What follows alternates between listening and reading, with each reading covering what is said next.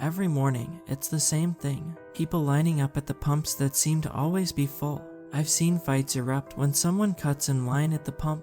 And dear God, don't get in the way of them ordering their gallon-sized bucket of coffee to go with their pseudo-egg wrapped in dough and deep-fried. Every morning it looks like an army of ants on crack running around grabbing whatever food-type substances and drinks they can, then taking their usual position of impatiently waiting in line. I love the different poses. The watcher, they must glance at their watch every 2 seconds to show how much they're being inconvenienced. These are usually the ones getting into a Mercedes or BMW when they leave.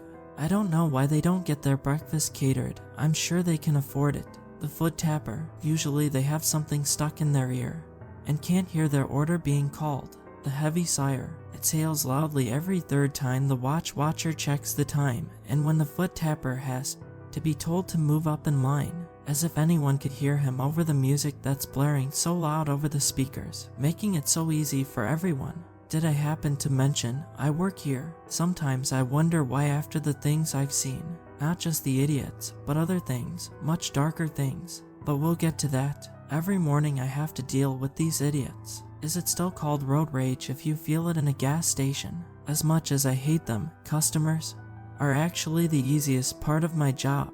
I mean, who wouldn't want to go out in the middle of the night when the temperature is below zero and the wind is howling to change the bags in the trash cans because it's the appointed time? And who appointed the time, you ask? Why, the manual, of course. The corporate bean counters have done studies and run focus groups or some nonsense to decide the perfect time of day, or in this case, night, to empty the trash. It's all in the manual. The manual is your friend. The manual is your God. The manual must be obeyed at all costs. That's what the manual says. So if it's cleaning the toilets, emptying the trash, washing out the coffee makers, the manual tells us exactly when and how to do it. That's a load off my mind. I don't even have to worry about not knowing how to clean a toilet. The manual tells me. What it doesn't tell me is what happens when the power goes out only at our station every night at exactly 2:59 a.m. and comes back on at 3:01. I've seen this so many times. I watch the McDonald's beside us, and their lights never go out. What's even stranger is the security cameras never seem to pick it up. I've reviewed the recordings. No loss of power ever shows. What has happened is somehow the timestamp on the video suddenly shoots from 2:59 to 3:01 like those 2 minutes never existed. The corporate techies call it a glitch and tell me to ignore it. The rest of us don't mention it, not if we know what's good for us. But I know why it happens. I don't tell anyone for fear of being sent to. Is it corporate who keeps us shaking in terror at the potential of letting outsiders know what happens during those 2 missing minutes every night?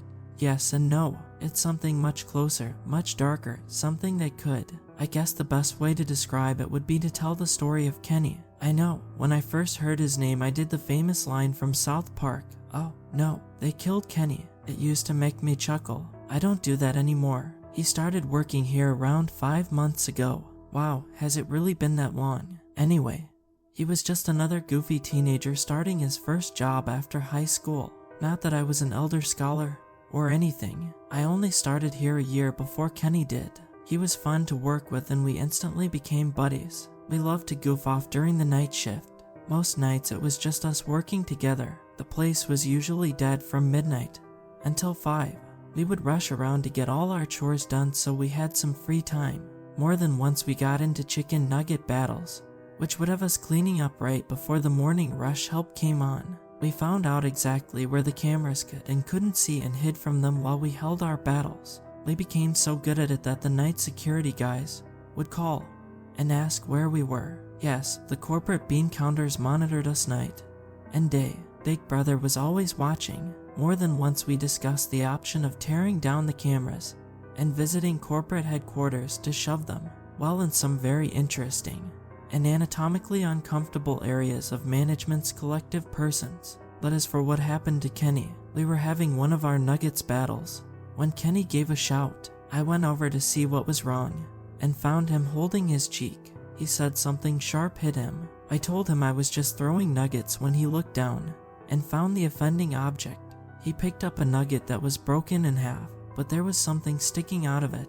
We looked and there was what looked like a woman's diamond engagement ring. We debated back and forth how it could have gotten lodged in there when Kenny pulled it out and found the meat perfectly formed around it.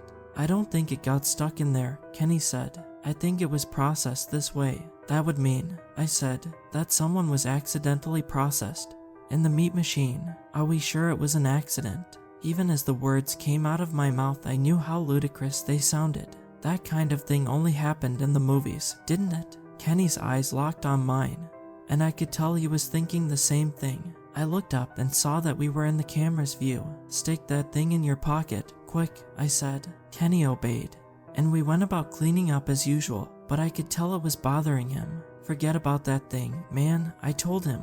"It was just some weird coincidence. How many chicken nuggets have you eaten from this place?" he said with a haunted look in his eye. I thought for a moment, knowing the answer was much higher than I wanted it to be. In fact, thinking about the ring and the potential source for the meat in the nuggets made me feel ill. "Doesn't matter, I won't be eating anymore. What about that poor woman and her family? What about her?" I said, my eyes nervously darting toward the nearest camera. "Doesn't she deserve more than that?" "What do you want me to do?" "Hunt down her family and tell them where we found the ring." Kenny's eyes lit up. "That's exactly what I'm going to do. Count me out of that, man," I said, hoping it would be enough to give him second thoughts about it. He shrugged and went about his cleaning duties, but from that moment on, he changed. Every time he was on break, he would be looking things up on his phone. More than once I glanced over, and he was looking at missing person sites and making notes on ones that were in the area. The longer he investigated this, the less he was interested in anything else. I swear it was like he was slowly turning into a zombie. All he did was stare at his phone and make notes. One day I came in the break room, and he was just sitting there motionless. His eyes were open, but focused on some point off in the distance. It was the creepiest thing I'd ever seen. "You okay, Kenny?" I said. He slowly turned toward me like some possessed doll. "I'm fine. Okay," I said. "I know who she is." "Who is?" "The woman whose ring we found." "Okay, who is she?" "She worked at the distribution center." "You mean the company's distribution center, where we get all our products?" He nodded slowly. "How did you find that out?" I asked a lot of questions. "Asked who?" He stared at me with an intensity in his eyes I'd never seen before. "People." "What people?" He turned slowly and looked up at one of the cameras. "It's not important," he said, looking away from the camera and resuming his unfocused stare. "You okay, man?" "Yeah, I'm fine," he said in a monotone voice. "It's just..." I waited for a long moment for him to finish his sentence, but he just sat there like someone had hit his pause button. "Just what?" I said. He jumped like I had startled him awake. What do you mean?" "What?" I said. "You were talking and just stopped." "I did." "Yep. What was I saying?" "That's what I was trying to find out." I shook my head in frustration. "Never mind," I said, walking away, leaving him sitting there staring into space. I couldn't figure out if he was messing with me or if something had happened. Had he really been tracking down where that ring came from? Had he really run across some people who had scared him so bad they turned him into this zombie? I decided it was time for some answers. After our shift was over, I followed him home. Only he didn't go home. He drove to the distribution center and parked on a secluded spot outside the fence where his car wouldn't be seen.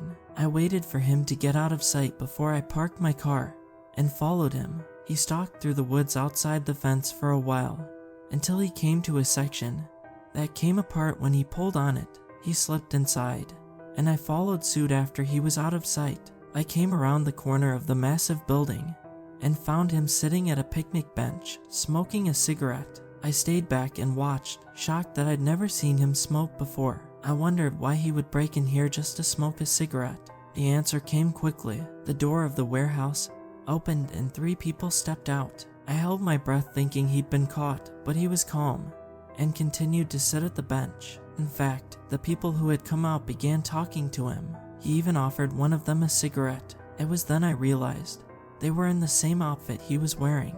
The company didn't have different uniforms for those who worked at the stations and those who worked in the distribution center. They chatted for a few minutes, then they all got up and went back inside, Kenny included. It was brilliant. He slipped right inside. No fuss, no muss. I figured, what the hell? It worked for Kenny. as I walked up and sat at the same picnic table. I didn't know how long it would be until the next break, so I tried a different approach. I knocked on the door. For a few minutes, no one answered. Each time I knocked, I became more anxious that a security guard would show up and arrest me for trespassing. Finally, after knocking, the door opened. I stepped back when I saw a security guard standing there. I hesitated. "Well," the large man said in a deep voice. "Well, what?" was all I could think to answer back. "Well, are you gonna come in or not?" It took my brain a moment to comprehend what he'd said. "Sorry, yes," I said, diving through the door. He shut it behind me with a loud bang. It sounded like my doom. I knew he was onto me. He was just getting me inside so he could contain me, and I couldn't get away. I stood there, vapor-locked, unable to move for fear of what the guard would do. He stared at me, his eyes boring into mine, as though sucking every secret out of me. "What do you think you're doing?" he said. "I don't know what you mean." "Yes, you do," he said, folding his arms in front of his massive chest. "No, I promise, I don't know anything," I said, hoping my knees wouldn't start knocking. "All right, enough of this," he said. I started to shake. I'd never been to prison. In fact, I'd never gotten in serious trouble in my life. And now, here I was, breaking and entering. Even though I didn't really break, I just knocked and entered. I wondered if the judge would take that into account. "You've had your break, now get back to work," he said. I stared at him, dumbfounded. "Excuse me, you heard me. The company doesn't pay you to stand around. Get back to work." "Yes, sir," I said, feeling the weight of a prison sentence lift from my shoulders. I took a step, then stopped. "Which way is it to where they process the chicken nuggets?" The guard rolled his eyes. "Freaking noobs," he muttered. "Follow the red line." He pointed at the floor where several different colored lines ran down the middle of the hallway and disappeared into the distance. "Thanks," I said, quickly following the red line away from him. It led down a long hallway and right up to a large set of double doors that read, "Processing." I looked left and right, but there was no sign of Kenny. I stepped in through the double doors to a huge room full of conveyor belts. I looked around, but it was impossible to tell anyone apart when they were wearing hairnets and face masks. I hadn't made it 2 steps until I heard, "What do you think you're doing?" A woman dressed in a white coat accosted me. "You know you're not supposed to be on the floor without your hairnet and mask on." She shoved a hairnet on my head, then hooked a mask around my ears. "Now where's your station?" I said, my eyes darting around as she watched me impatiently. "How long have you worked here?" she said, seeing my indecision. "First day," I lied. She sighed heavily. "You're not even supposed to be on the floor yet. You have videos to watch." I shrugged. "Wait here," she said. "I'll go find someone to take you upstairs and start your videos." I waited long enough for her to leave the room. Then I roamed around trying to find Kenny. I walked past line after line of people sorting through chunks of meat, tossing aside parts that weren't usable, or at least weren't usable for the main product. The bad parts were tossed into plastic bins. As I walked by, I saw some interesting things in the bins. There were little pieces of shiny objects, dark blobs I couldn't identify, rocks, loose change, and I swear I saw a finger. As I passed, the people on the line took a second away from their work to shoot me nasty glances. I guess having someone stare over their shoulder who wasn't a supervisor was taboo. As I walked by, someone grabbed me and pulled me over to the line beside them. "What the hell are you doing here?" Kenny hissed. "Looking for you," I said. "Okay, you found me. Now get out of here," he said, going back to sorting. "Not until you tell me what's going on," I said, standing beside him and sorting pieces of meat. "If I promise to tell you everything later, will you leave?" I hesitated. My curiosity had been piqued. "What the hell is going on here?" I said, tossing a piece of rotten-looking meat into a bin. He sighed. "Later. We can't talk about it now." I grimaced, knowing that he wouldn't let me in on the secret. I glared at him when suddenly I saw the supervisor come back and look for me. "Promise me we'll talk about this tonight at work," I said. "I promise." I turned around and walked away from him. She saw me and made a beeline for me. "What were you doing on the line when you haven't been properly trained?" Deciding what? That this job isn't for me," I said, handing her my hairnet and mask. "I quit." She stared at me, jaw hanging open as I stormed off. I glanced back to see her narrowing her eyes in Kenny's direction. I made my way back out to the hallway and followed the red line back to where I had come into the building. I reached the exit door when I heard a familiar deep voice. Decided it's not for you, eh? I turned to see the security guard who had at me on the way in. That job's not for anyone, I said. Yeah, it's no tiptoe through the tulips. What? It's an old saying. Never mind. Why are you going out this way? I suddenly remembered I was on the wrong side of the building. I figured I'd walk around to get some fresh air. He narrowed his eyes at me. I went for broke and bolted for the door. I could hear him running behind me. Stop. He yelled much closer than I liked. I didn't obey. Instead, I hit the crash bar so hard I nearly knocked myself backward. The door flung open and smashed against the outside wall. I hit the open air and was around the corner before I knew it. I flew through the brush up to the fence and panicked when I couldn't find the open section right away. He was still in pursuit, but further behind. He must have lost sight of me for a minute. I ran along the fence, pushing on it as I went, and growing more desperate with every moment. If I was stuck inside the fence, it would lead me right to the main entrance, and I'd be caught. I was sweating from running, but also from the thought of going to jail. When a section of fence gave way when I pushed it, I breathed a quick sigh of relief as I dove through the open fence to freedom. I ran to my car, not even thinking about the brush that had torn at my uniform and skin. I dove into the car and took off home. Only once I was moving did I look back and see Kenny's car sitting there, partially hidden. I wondered why he was being so secretive. I wondered if I had compromised him by leading them so close to his car. As I drove, my breathing returned to normal, followed by an adrenaline crash. I barely made it home and fell into bed. When I woke, it was dark. I jumped up in a panic, not sure where I was, until I banged my foot off my nightstand and screamed in pain. Once I could breathe again, I leaned over and turned on the light. It bathed the room in an eerie glow that made me think someone was here. I looked at the clock and realized I was late for work. I didn't have time to change, shower, or anything. I just ran out the door and hopped in my car. The drive to work was a blur. I hoped I wouldn't get pulled over. When I got there a half hour late, I got an earful from my supervisor about not calling in to tell him I'd be late. I apologized and went about my nightly routine. This isn't the military, he said as he headed out, but if you show up looking like that again, I'll have to write you up. I wasn't sure what he meant until I went to the bathroom and saw myself. My uniform looked like it had been run through a shredder. There were rips all over the shirt and pants. My narrow escape through the brush had not been kind. I cringed at the thought of dealing with customers looking like I had spent the night fighting off wild badgers. In the end, there was nothing I could do. I'd have to get a new uniform to replace this one and use one of my backups. I came out of the bathroom and nearly ran over Kenny. You ready to spill your guts yet?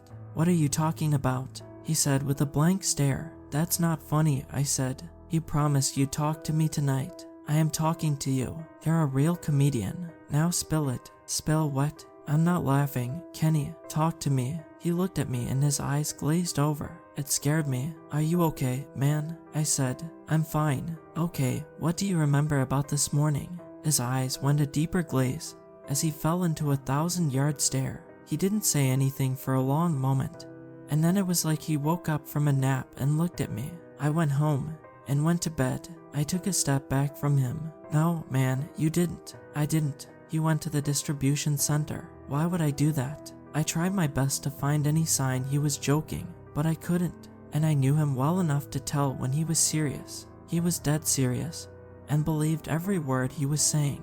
You told me you had found something out, I said. What? I don't know. You said you would tell me tonight. His eyes lit up with curiosity. Did I tell you? No, I said slowly. I was waiting for you to tell me. I wonder what it was, he said, his eyes becoming unfocused. Okay, man, you're scaring me. Just then there came a beep telling me someone had ordered food. I gotta get that, I said, staring at him as he stood there like a robot trying to figure out an equation. I ran to the kitchen and started preparing the order. When it was nearly done, I saw Kenny come to the register and ring up the customer, number 38. I called out, setting the bag of food on the counter. I glanced up and froze when I saw who came for the bag. It was the security guard from the distribution center. So, this is where you really work, he said, grabbing the bag.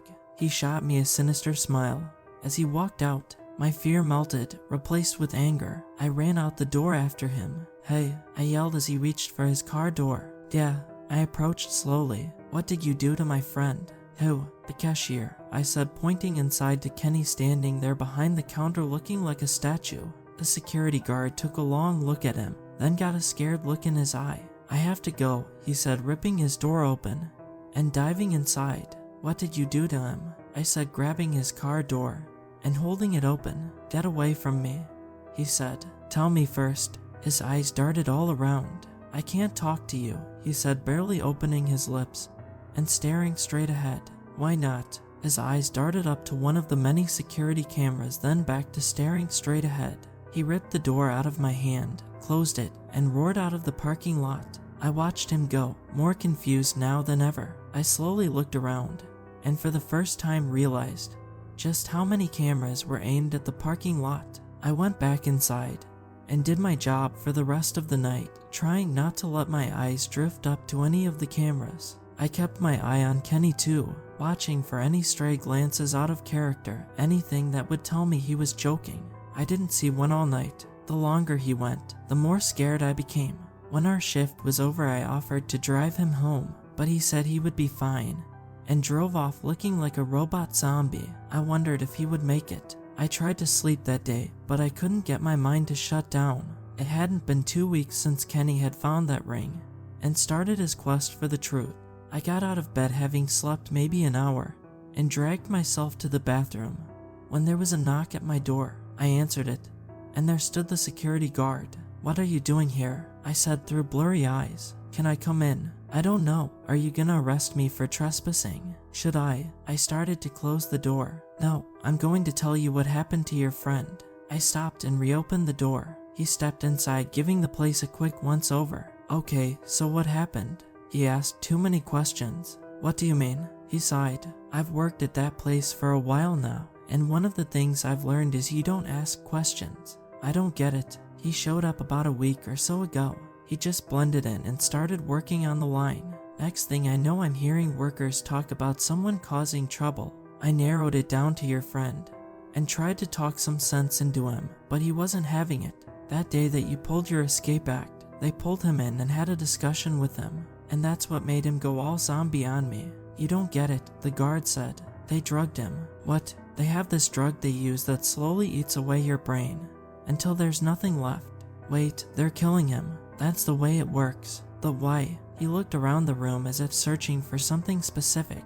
Do you have an Alexa or any other stuff like that? No, just my phone. Give it to me. I hesitantly handed him my phone, and he proceeded to remove the battery. If they find out I'm telling you this, I'll be next. Telling me what? The chickens. What about them? They aren't chickens. What the hell are you talking about? They have a system. They drive unmarked white vans out into the streets, round up homeless people, and take them to the distribution center. Once they have them there, they give them a much more powerful dose of the drug your friend is on. It kills their brains within hours. Then they process what's left. I stared at him for a long time. So, you're saying the chicken nuggets aren't chicken? I ran to the bathroom and vomited in the toilet. When I came back out, he hadn't moved. That can't be real, I said. That's horror movie stuff.